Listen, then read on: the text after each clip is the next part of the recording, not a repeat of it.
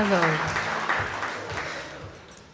So I was around 8 years old when I started watching Avatar: The Last Airbender.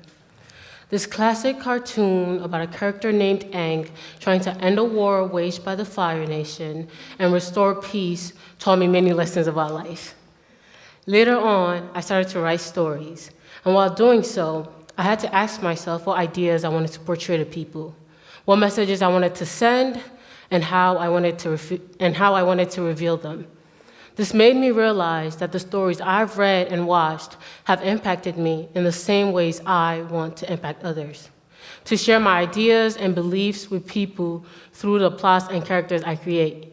Now, when I watch Avatar and other shows, I pay attention to the little details. The details that express the ideas of the creators directly and indirectly. The nuances of the show and the thoughtfulness that went into it have made me rethink how I watch shows and consume media in general. Most times, we watch shows and use the media for entertainment. But whether or not we are aware of this, the contents we consume are influencing us.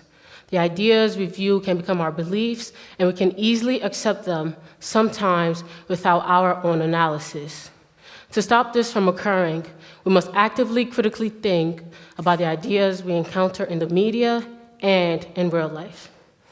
The need for critical thinking is particularly important due to the increased access to information we have as a result of technology, especially when in one study, 82% of middle school students could not differentiate between real and sponsored news stories.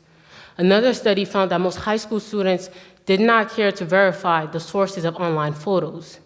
Even college students showed a lack of critical thinking.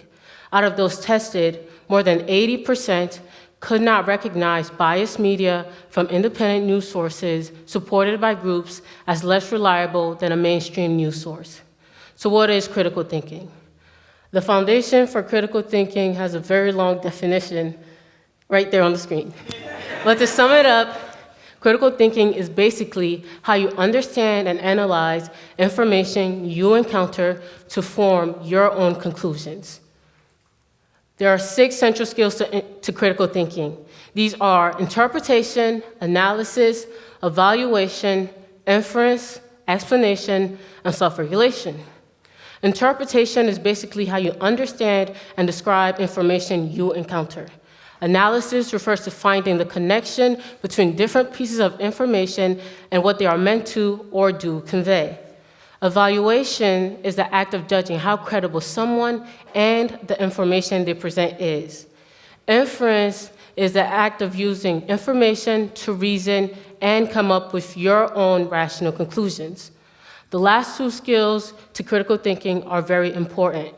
These skills involve being able to reflect on our beliefs and change them. Without these skills, our beliefs can remain stagnant, even as we receive new information, counteracting or even furthering them. Explanation refers to being able to describe your conclusions and how you've deduced them from the information you have encountered. Self-regulation is being able to observe your beliefs and change or correct them. By applying these skills to everything we encounter in our everyday lives, we will be better able to understand our own beliefs and notice when we're being influenced. Not all ideas are good, nor are all ideas harmful or dangerous, but some can be. And regardless of whether we actually accept these ideas, we should question them. Everything we hear, everything we read, and everything we see should be questioned. What is this idea or statement actually saying? Or what ideas is this image or video portraying? How do the ideas relate? Who or what is showing me these ideas? Are they credible? What do I think about their ideas as a whole? Should I accept them, and should I spread them? These are some of the many questions we can use to apply critical thinking to everything we encounter in the media and in real life. Thank you.